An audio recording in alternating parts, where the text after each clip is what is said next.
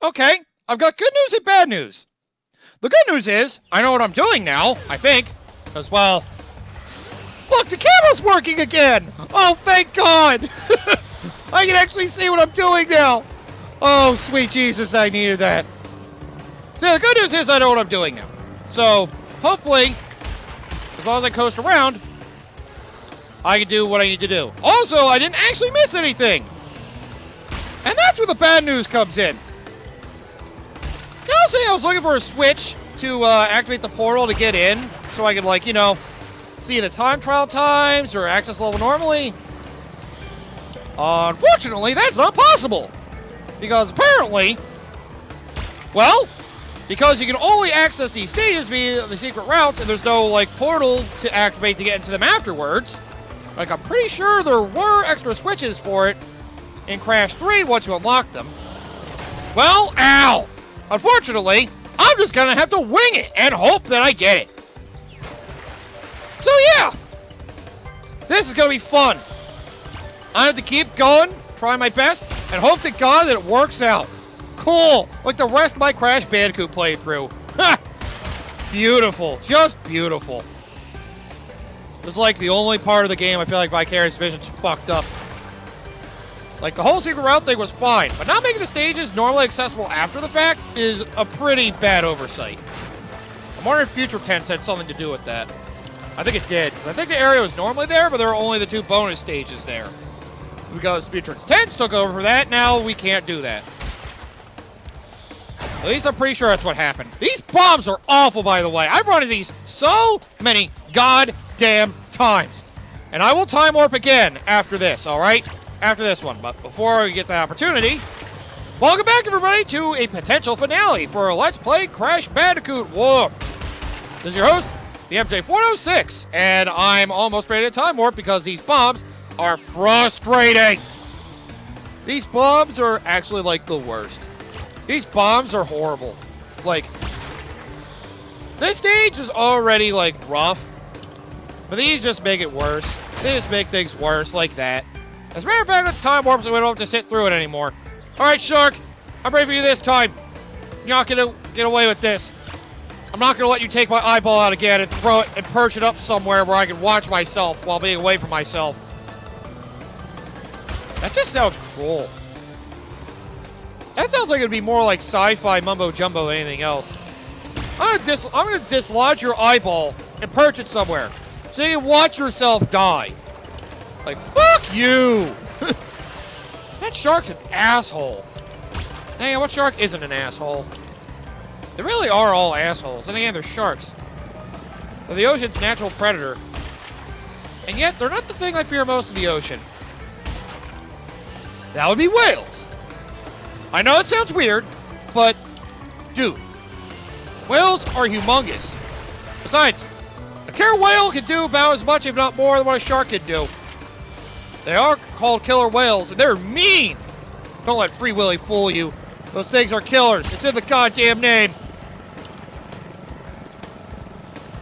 But yeah, whales are humongous.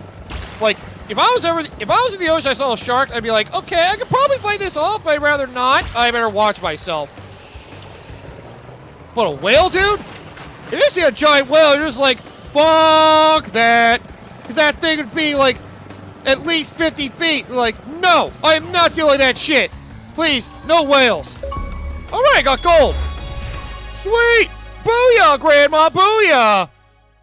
Earn 30 gold relics or better. Good, the stage is finally done. Hey, it sucks though. Can't check the leaderboards either. So yeah. I don't think they're ever going to let you do that, because I'm playing this game like 2-3 years after it came out on the Xbox One, and they haven't patched that in yet, so I don't think that's ever going to get fixed. That Vicarious Visions as well. You know. Blizzard. Good old Activision Blizzard. Alright, now that's finally done. Let's go to the other one. This one's weirder to access. I don't think I found this one before. But apparently it's in Dynamite. So yeah. I'll say, I did read up something. I was trying to look through the stages. I saw something referred to like a pterodactyl. I thought that was weird. I was like, why? Why would And this was before I was even working with a special stage. I heard something about a secret of the pterodactyl. I was just like, is that where the secret route is leading to the yellow gem? Or no? I don't know. But either way, I remember reading something up a good while ago about a pterodactyl. And that's what we gotta look at now. You get away from me! And it is on the yellow gem route. In fact, it's in a weird spot you might not suspect. In fact, I think I mentioned it. Unfortunately, I gotta go a good ways to get there, which means I'm gonna have to do this twice. Son of a bitch! It's a lot of work. Well, then again, it is for the extra hidden secrets of the game, so I guess I shouldn't be surprised, but even still, I hate dealing with these crash seals, man. They always greatly disturb me. I am definitely a little bit disturbed by that thing. It just seems unnatural. Okay. Well, not what I wanted to do. Alright, so note this! We run through this to avoid the Triceratops. No, we got this pterodactyl! Oh, crap. Yeah. It's weird. You know how they carry you away? Apparently, getting caught by the second one, for some reason, you get the secret exit dynamite for that. Yeah. Uh-huh. That's how we figure that one out. So there we go. But thankfully, this stage is, yeah. There are no crates here. So you just have to survive through here. And once you do, well, I guess you get the gem at the end of this. I mean, I'm guessing that because I don't see any crates mentioned anywhere. Ooh, time problem for this is probably a weird one too. Yeah, I definitely never did this stage. Oh, barely survived that. So, yep. I guess use the Agapus Rex, I suppose is going to be called. Whoa! Use him to avoid the obstacles and try to make your way to the end. At least you get a nice set of lives you go through. It looks like they'll give you another one if you lose him at some point through some other bull crap. Can I jump on enemies? Yes. Okay. Just want to verify that before we deal with the true hell. That will be the time trial.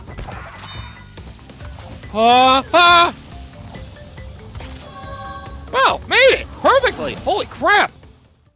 Alright, at least this stage is easy. Getting to it is a bitch, but at least the stage itself is easy. And, well, there we go! Giving 102%! Earn the gems in the bonus levels. Hey! I'm at 106%! Alright, all that's left is the final gold relic.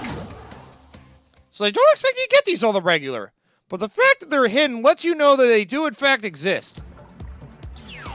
As a matter of fact, I do know something else about it as well. Oh, right. I probably don't want to have Aku Aku either. Well, that's not hard. I'll definitely lose him by the time I get back to that pterodactyl. So, this makes another reason why I was never able to find the actual secret ending to this game. I got the one of the baby Cortex and Entropy fighting over Uka Uka. I never got the one that this unlocks, probably because I never found this level. I know I found the Hot Cocoa one. I never saw this one before, though. This is completely new to me. So yeah, despite this being my favorite game of the Crash trilogy, I never managed to find this. Well, I guess if I get the golden relic and something else unlocks, I guess we can knock that out real quick, and then, I guess I can give my thoughts on this game. But I'll wait till we get to that point, because I want to talk about it during the credits. As well as the vocal cast, which I have withheld up to this point still, which is very unlike me. Hang on.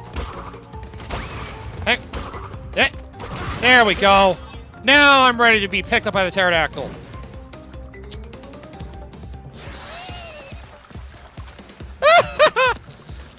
go! Spoke too soon!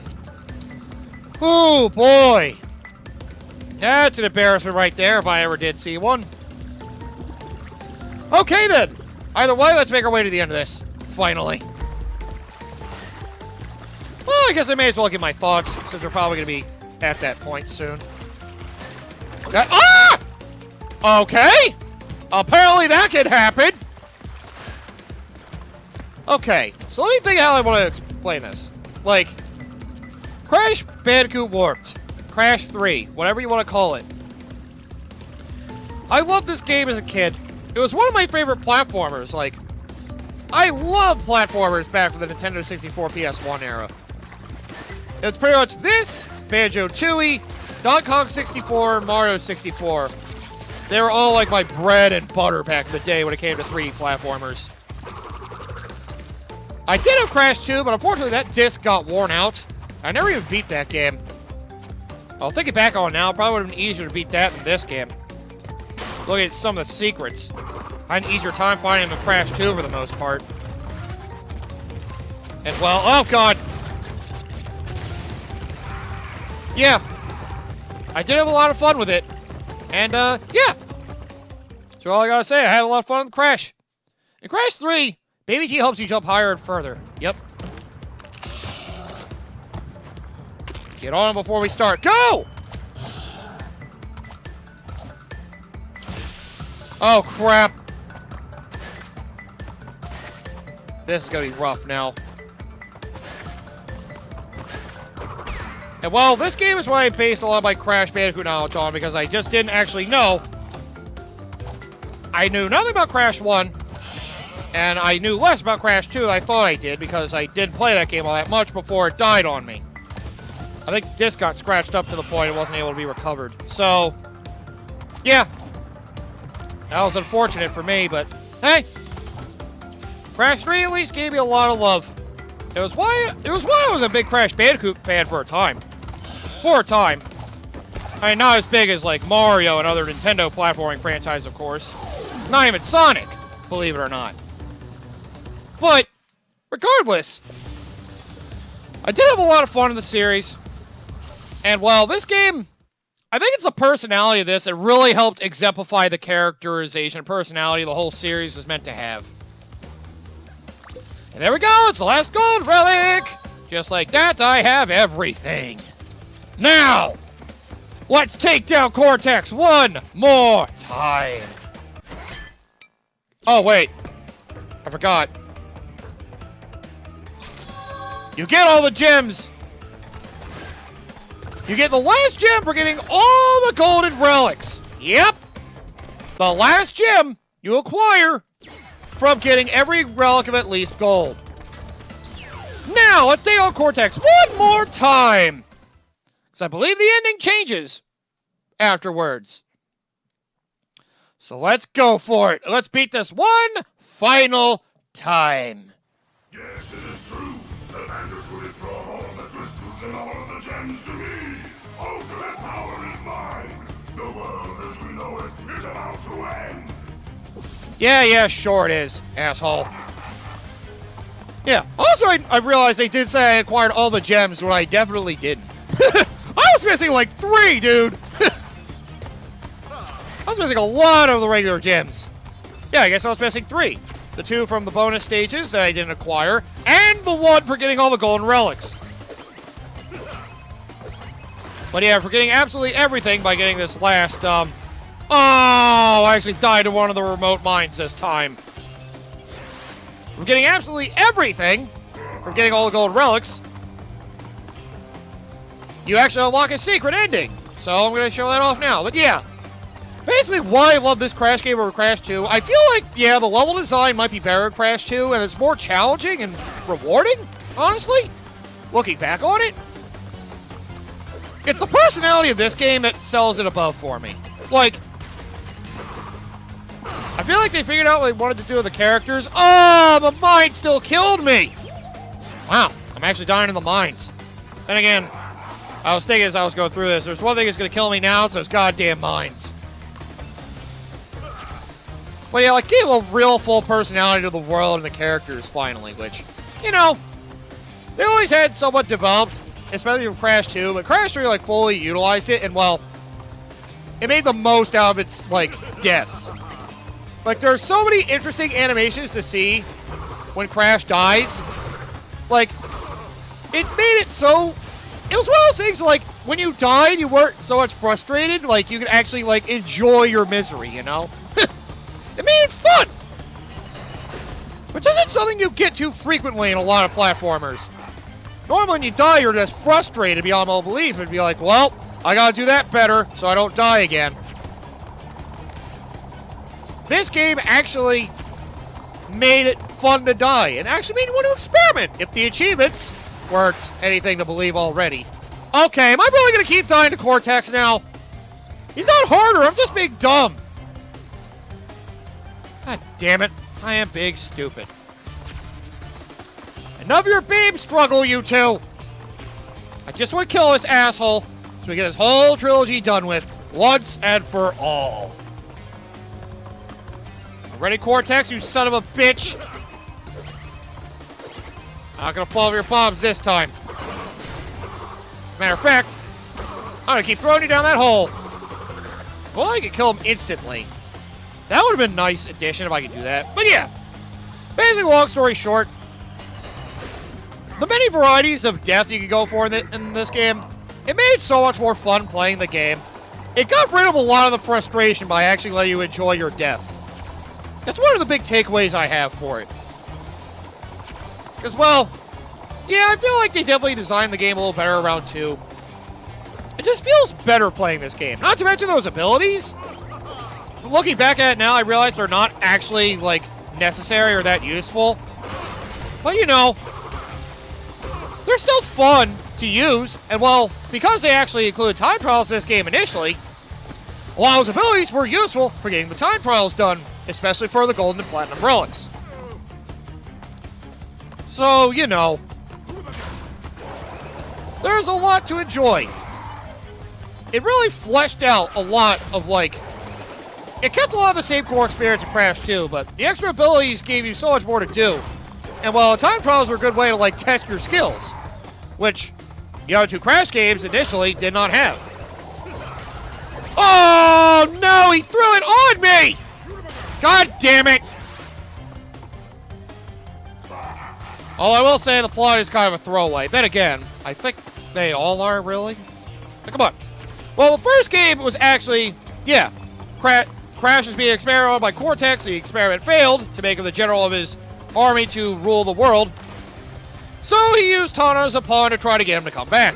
And you had to rescue Tana and defeat Cortex. And that was it. First was pretty simple. Then the second game, he discovered the source of the power crystals in order to try to use those to fuel a machine that he could use to dominate the planet. So you were being tricked by Cortex thinking he might have turned a new leaf, because that was his whole plot, to try to trick you, to gather the power crystals for him. Later on, you definitely learned that he was actually using you, and while by the time you get to him, you definitely learn that.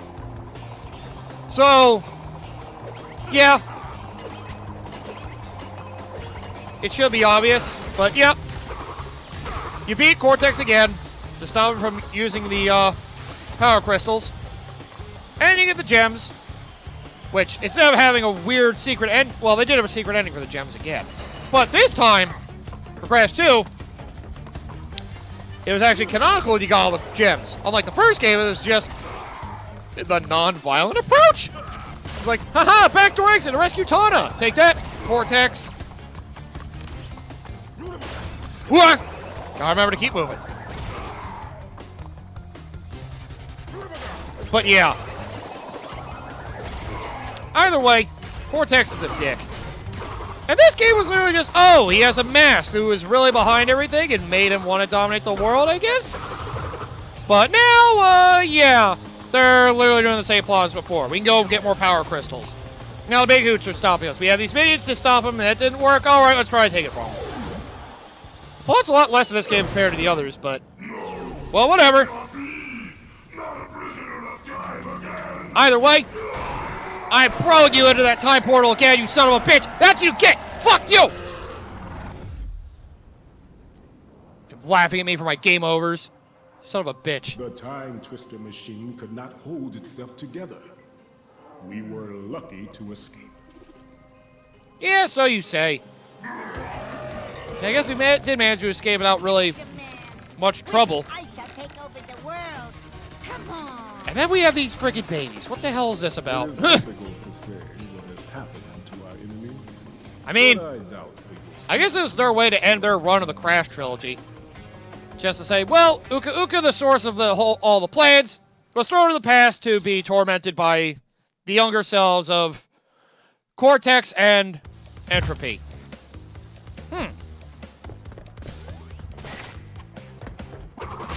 Okay. I thought there was a secret ending. Did I forget to uncover something or what? Oh no.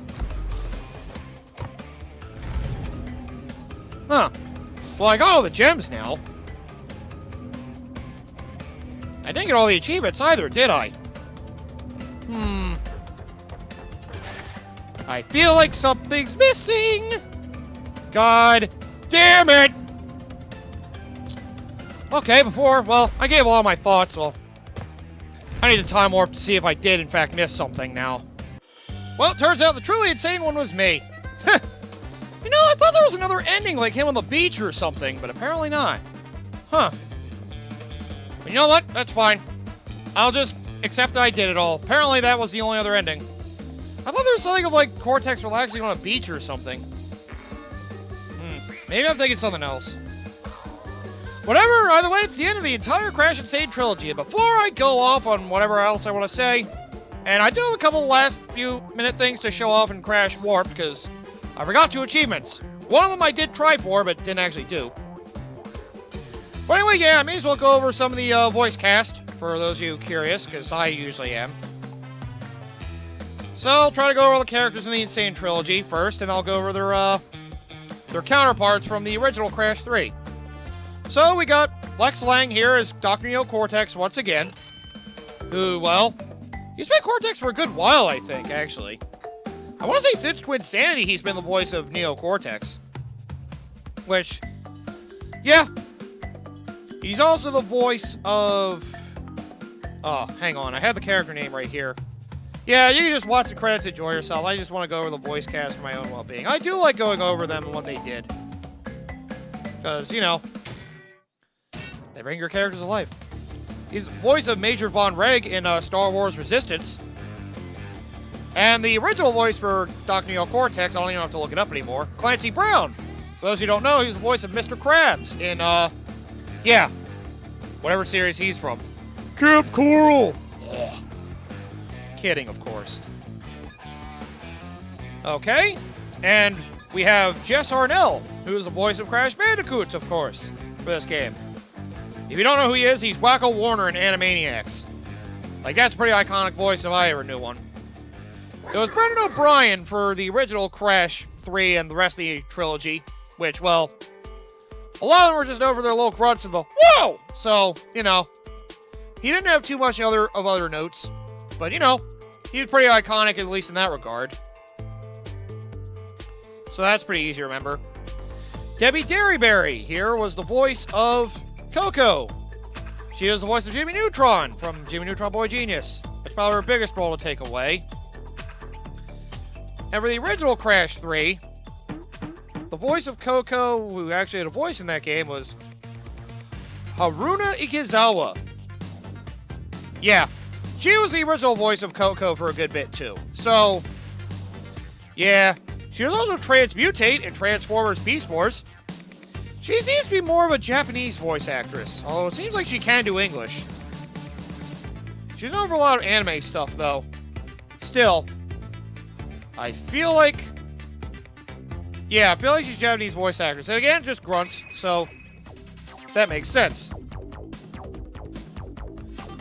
Okay. Next we have, Greg Eagles, the voice of Aku Aku, the Mask, of course.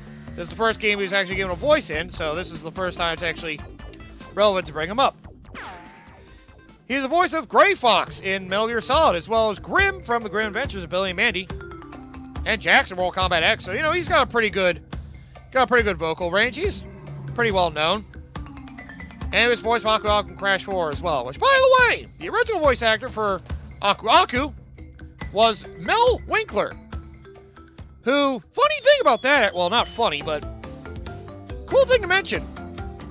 When you got to the end of Crash 4, the ending credits scene, there was actually a little image giving thanks to Mel Winkler, because he actually died last year. Yeah, he was the original voice for Aku Aku, who gave us the beautiful Ooga Booga. It's a very iconic sound clip. It really is. But yep, rest in peace, Mel Winkler. Which reminds me, I should probably look at anything else he did, since it's on my mind. But yeah, Mel Winkler. It was nice they at least acknowledged him, which is pretty cool. He was Melvin in Doc Hollywood, and Joppy in Devil in a Blue Dress. Oh, Coach Carter and Coach White. Coach White and Coach Carter. Excuse me, I can't read the names right. So yeah, Mel Winkler was a pretty big deal in the real acting scene. So yeah, rest in peace, Mel Winkler. At least you got to give us a bit of memorable lines from Crash 3. So thank you for that. Okay, who else do we have here? We've got... You're not relevant to this game. Fred Tatasciore, another big name. He was the voice of Dingo Dial for this game, as well as other characters from the first game. This man, Fred Tatasciore, has done so much. For some reason, one of his most noted roles is Samuel Jackson in Team America World Police. Ooh, and Megatron in Transformers Fall of Cybertron, Panda Dad in Kung Fu Panda 2, Luz in Final Fantasy VII Advent Children. This guy does a lot of voices. So, yeah, I wouldn't be surprised he ran into his voice at some point. That was for Dingo Dial. Oh, right. Who's the voice for Dingo Dial in the original game? That is one I have to wonder. Dingo Dial. Ah, William Hootkins, who is also dead as of 2005. He was Eckhart in the Batman movie from '89, the one with Jack Nicholson as the Joker. Major Eaton in Indiana Jones and Raiders of the Lost Ark. And Red Six in Star Wars Episode 4. So he's got a pretty decent resume on him, too. And Harry Howler in Superman 4. Oof. Well, Superman 4, that's not your fault. Who would have thought that would happen? Now, let me go to the original cast from Crash 3 so I can go through that instead. See, at least you guys can enjoy the credits while I go over it. You can also skip this segment, I guess. There's only 3 others. Night Lab Assistant, we got D. Bradley Baker. Good old D. Bradley Baker. I mean, he's known for a good bit as well. But a big role recently, Klaus in American Dad. That's been a big reprising role of his. As well as Perry the Platypus in Phineas and Ferb, which I did not know actually had a voice actor. Oh yeah, he was Daffy Duck in Space Jam. I forgot about that. But yeah, he's done a lot of big animated voices. D. Bradley Baker is pretty good. He was the Night Lab Assistant in this game. Who was the Night Lab Assistant in the Insane Trilogy? Weird, they had a pretty small cast for this game yet. Still managed to have a lot. Oh, okay, there we go. It was probably Maurice LaMarche. He was also the voice of a lab assistant. And, he's the voice of Nitrous Bree. Oh, he's not relevant to this game. That was the second game, and the first game. Damn it! Okay, well, you can look up the credits for Crash 1 and 2 if you're curious about that one. Okay. Oh, there we go. Okay. Corey Burton here did the voice of Dr. Engine, Entropy, and Baby Cortex. Baby Cortex? I don't know why, but there you go. He's Moliere in Atlantis The Lost Empire. Spike and Brawn in the Transformers, the movie. Hugo Strange, Batman Arkham City. He was a Titans in Hercules. Oh yeah, I forgot. He was a big Disney voice actor as well. And he did reprise Engine for Crash 4. Engine, Entropy, and Baby Cortex. Okay, I'll keep that in mind. So yeah, Corey Burton's another big voice actor. Let me look at those for the original game. Let's see. Entropy was by Michael Ensign, hotel manager at Ghostbusters, as well as a hotel manager at Pink Floyd The Wall. Characters aid in war games. Seemed to be pretty big in the 80s. He was also in the Titanic. Well, he's been in movies recently as well, but not really anything too noticeable or too notable. And there are your time trial times. Oh man, I'm running out of time here. But yeah, hotel manager at Ghostbusters, Michael Ensign. Let's see, do we have Baby? Okay, Dr. Baby Neil Cortex is also Brendan O'Brien. Oh yeah, Baby Entropy didn't have an actual voice in that. Any other original voice actors didn't go over in the first game? Wave Lab Assistant was Peter Cugno, who's Francois in Paw Patrol, whatever that is. I think I heard of it. Lee, Kay, and other characters in the Beyblade series. And, lead... Yeah. He seems a little smaller, but yeah. He was the voice of the Wave Lab Assistants in that game, as apparently that was noted. I gotta look for anything else in the Insane Trilogy. Alright, while I do that, let me go after the other achievements I didn't get. Just so I have that knocked out. That's the last thing I'm gonna show off here. The last achievements. Let's see, oh! The last voice actor for the Insane Trilogy. Tiny Tiger and Uka Uka, done by freaking John DiMaggio. Damn right, the voice of Bender, baby. Oh, hi, chicken. Fuck you, chicken. Yeah, by the way, there's an achievement for this. And, well, you'll see what the reference is as soon as I get through it. This is the fastest way to do it. Get the time trial clock, hit it with your bazooka, restart, and do it again. Yeah, John DiMaggio is the voice of Bender. He did Tiny Tiger and Uka Uka in this game for the Insane Trilogy, so, yeah. Pretty notable voice actor there, too. And there we go. That should be the achievement right there. So there you go. Trigger clicking good. Obviously a KFC reference. So yeah, Tiny Tiger and Uka Uka are the only two that didn't go over the original game. And the other achievement actually is to do future tense. Something I tried to do but didn't actually pull off because I kept missing. Oh, Clancy Brown did do Uka Uka as well. So we gotta do both the villains. Oh, did Tiny not have a voice actor in the original game? Oh, that was also Brendan O'Brien. Okay, we're done with the voice actors. So there you go. Give credit to the wonderful voices you got to listen to, and there you go. And with that, I can finally get my final thoughts on Crash 3. Also, I really want to hit this asshole. Preferably without dying before I can do so. Alright. So, I just have to shoot one of these asshole pilots going around. Do have plenty of opportunities, I just gotta nail one. And yep, that should be our last achievement. Once I get that, we are done with the achievements for this game. I'm hoping they come back around, because I'm gonna look like a moron. Haha, got him! You can kill him in the background, it's amazing, I love it! And there we go, shoot a background UFO in future tense. I tried to do that, but I didn't. I kind of thought I might have gone through it because it wasn't possible, but nope! You do it! And there you go! The Invincible Crash Bandicoot! Collect all the Crash Bandicoot 3 Warped achievements. And there we go! Just like that, the entire Crash Insane Trilogy is done. Now I can rest happy. I can rest easy, knowing I did it all. Woo! Finally, I don't have to come back to the Crash games anymore, unless I feel like doing team racing at some point. But yeah, Crash 3 is still my favorite game of the trilogy. Might not be as polished level design-wise as Crash 2, but the fun couple deaths and less frustrating design choices with trying to get 100%.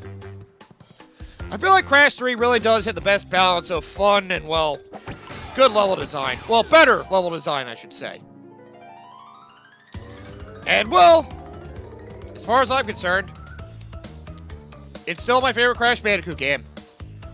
Crash 4 brought a lot of the frustrations that Crash 1 had, so I can't really forgive it that much.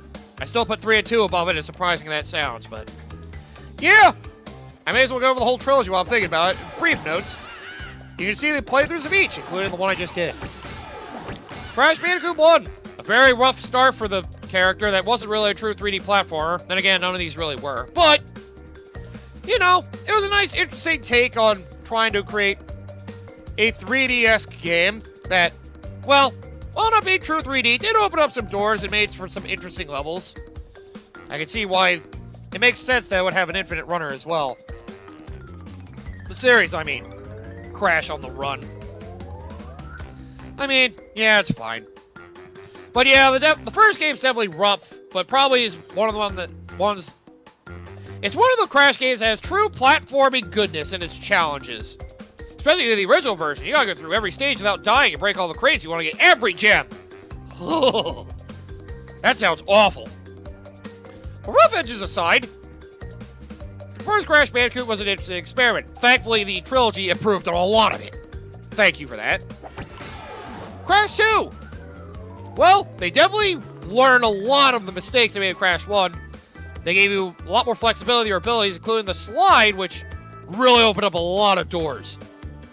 They improved the platform because of that and made it for a much more exciting game. That, well, definitely harder than Crash 1, sometimes for bullcrap reasons. And it was more forgiving for the fact that you could get gems without dying, which was nice. Instead, you had to go through weird routes to go through the tiny levels to break the crates and get your gems. And well, the whole point for going through the levels instead of a linear path to go from level to level, you could do the main 5 stages in whatever order you wanted, and then take on the boss afterwards. Assuming, of course, you collect the power crystal and then just annoy Cortex by not grabbing them. Like a dick. But yeah, the game was fun, and well, it definitely had improved boss battles, which is nice, because the boss battles in the first game were rather simple. And well, they actually gave a purpose to the gems other than a lame ending. At least it gave you a better ending. I felt like the gems are actually worth something. But Crash 3! This brought along with time trials to make relics actually important, and the only game in the main trilogy originally had them. And, yeah! It brought even more personality to the deaths, which Crash 2 did have some of that as well, but I forgot, like getting stabbed by the bees and he pops up. They really enhanced the idea of unique deaths, and that's what gave this game personality. But the level variety from the motorcycle stages, the airplane stages, the jet ski stages, the motorcycle stages, the swimming stages, the para riding, it wasn't just a pure platformer, it became something more. And well, I might be one of the few people that appreciate something like that, but I definitely enjoyed it. So yeah, Crash 3 is still my favorite game of the trilogy. Just, it's not as cruel as the other two are. And that's something I appreciate. Like, the game doesn't have to be hard to be fun, you know? It doesn't have to be frustrating and force you to be perfect. If you want to be able to, like, I don't know, I don't like the idea of a platformer expecting absolute perfection out of you. I feel like that's asking a little too much. That's probably why I'm not a big fan of Crash 4. Get good! Alright, fuck you! I'm done. But yeah! The whole Crash Insane trilogy was fun. I'm glad I got to go through the games again. And it's one trilogy I finally got to go through from my past that I wish I got to do before. Speaking of trilogies from my past, you might be able to guess what's coming up next based on the pattern of my channel. What games always aired after a Crash Bandicoot game? You should be able to figure that out. But yeah, I'll be able to get through another fun trilogy finally. And that's a game I don't know at all, actually. Except for maybe for a skateboarding thing. Either way, yes, thank you all for watching. Crash Bandicoot is done. And unless I come back to the Team Racing remake at some point on the channel next year, probably not coming to Crash Bandicoot again. So, yeah, there's potential the last we'll see. Probably not. But, who knows? This Insane Trilogy along Crash 4 proved that, well, Crash Bandicoot, when managed right, can be a pretty fun platforming series. Yeah, I feel like this Insane Trilogy, with the exception of Crash 3, unfortunately, looks like it got a little weakened along the way. Which is a shame. Crash 3 was really good in its original form. It looks like some little flaws from remaking it. It looks like they screwed up a little bit. Either way, it's still in its core a very fun game. And, well, Crash 2, they at least left the way it was, I guess. With some quality of life improvements. Crash 1 they greatly improved to make it more playable at all. Especially for people that didn't know the series at all. But yep, hopefully it's a good future for Crash. I'm hoping for one for Spyro as well. The two PlayStation franchises I loved on the PS1. Hope for good things for them in the future, but who knows? Either way, this episode's gotten way too long. So, thank you all for watching and listening to me ramble. Again, might become Crash Team Racing, but for now, I think I'm going to be going off to finish out the PlayStation trilogy I keep talking about. Especially because I've never gotten to see the end of that trilogy. I only really knew the second game overall. And the fourth game. Oh, and be sure to watch my other stuff. Mario Luigi Dream Team is going to be going on for a while.